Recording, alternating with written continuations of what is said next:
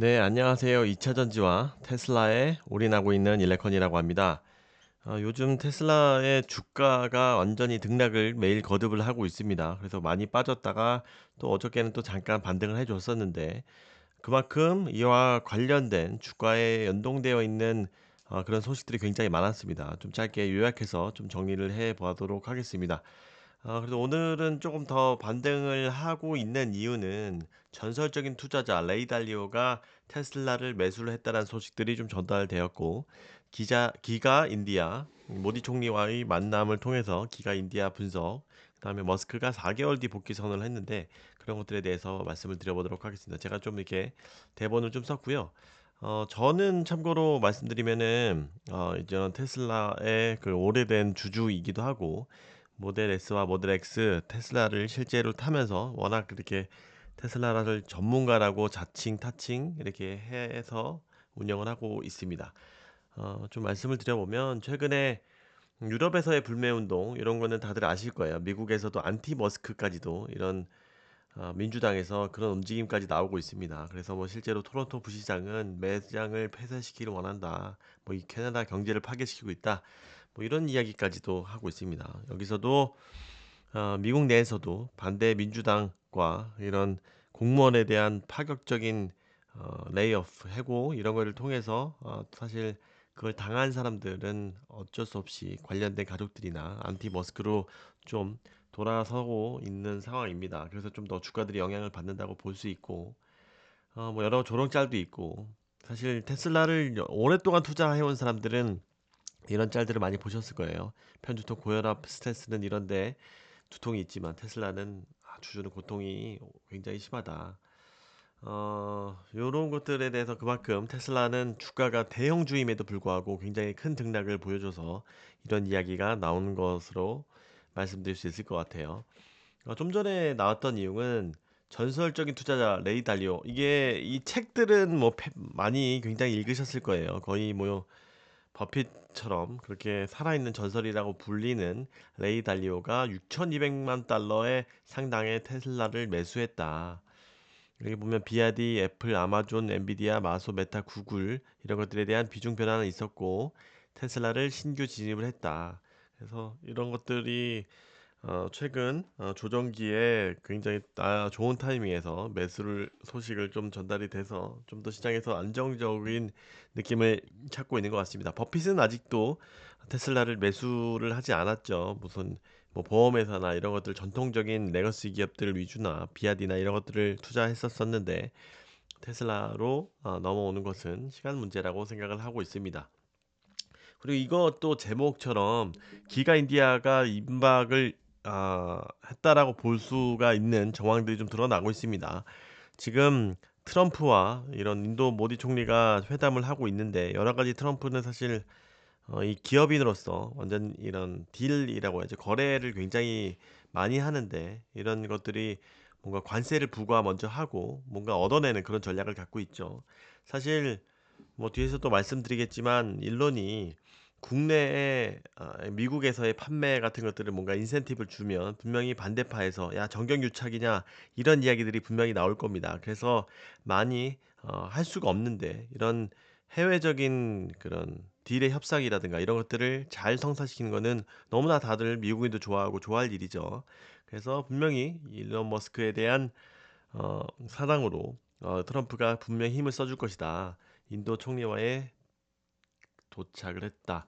근데 이게 갑자기 뭐, 야, 만났다고 뭐 다 돼? 이런 뉘앙스로 말씀드린 게 아니라 그동안의 히스토리가 굉장히 있습니다.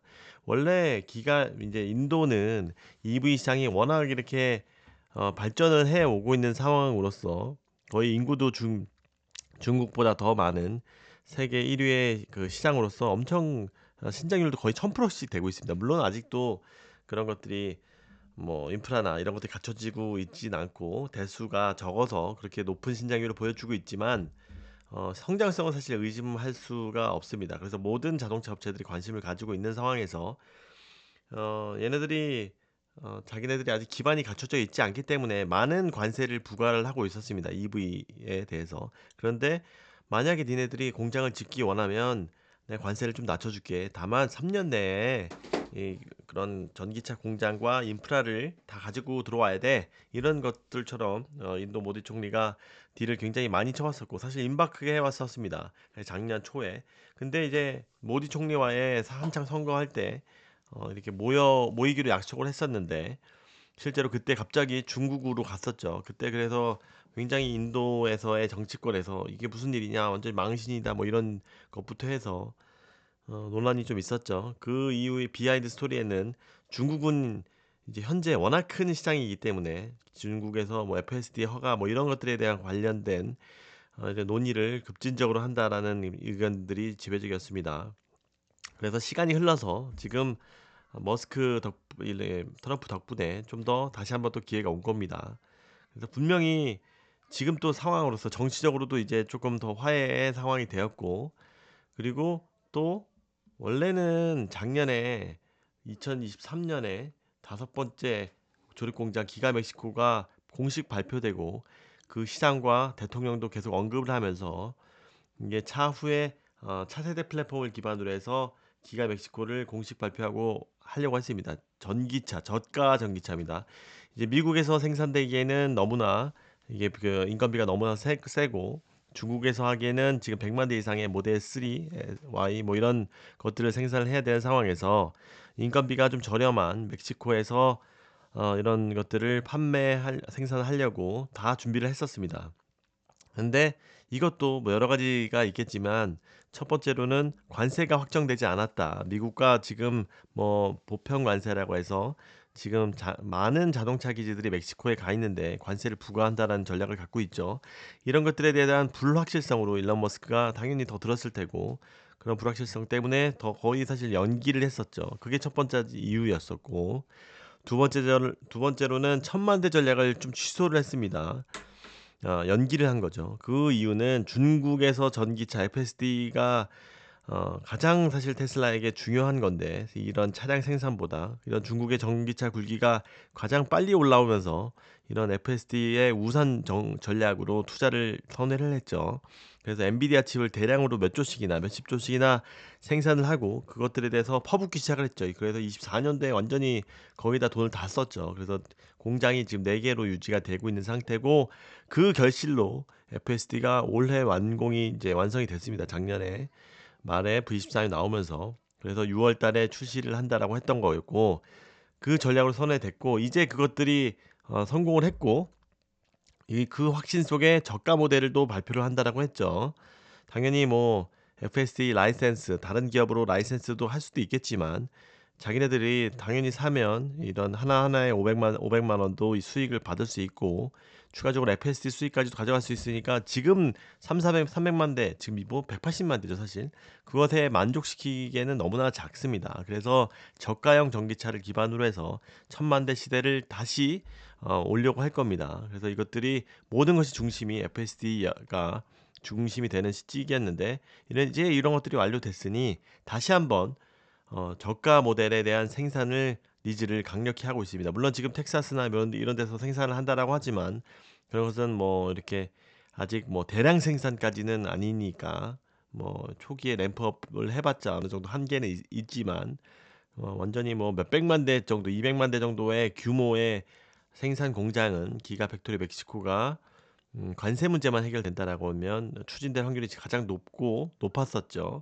그래서 그런 것들이 만약에 좀 쉽지 않다라고 하면 여기 기가 인디아가 빠르게 될 확률이 높습니다. 분명히 향후를 위해서도 인도에서도 그렇게 키우려고 노력을 많이 하고 있고 향후를 위해서도 더욱더 필요한 상황이고요. 그래서 제가 좀 길게 말씀을 드렸고 그래서 허황된 얘기가 아니라 더 가능성이 있다라고 말씀을 드릴 수 있을 것 같고 그래서 일론 머스크가 좀 최근에 인터뷰를 보면 4개월 동안의 도지에 집중할 계획이다. 뭐 우리한테는 사실 좋은 소식은 아니죠. 그래서 이것들이 발표됐을 때 좀 주가가 출렁이긴 했었습니다.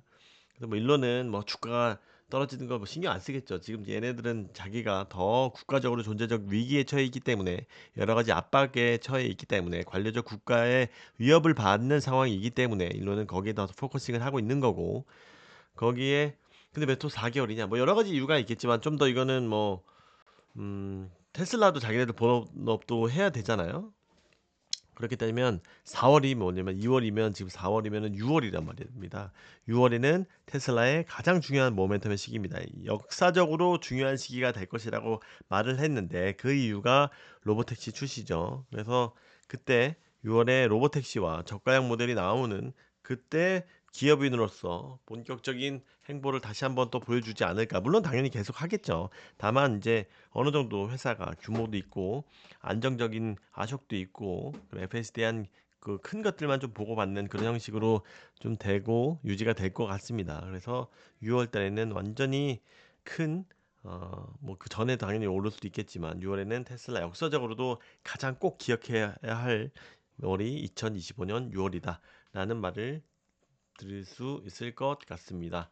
네, 일단은 이걸로 말씀을 드리고 또 다음 방송에서 또 나머지 좀 말씀을 드려보도록 하겠습니다. 오늘 주가를 좀 잘 보시면 좋을 것 같고요. 이상 방송을 마치도록 하겠습니다. 좋아요, 구독, 알림 설정, 응원 좀 꼭 부탁드립니다. 감사합니다.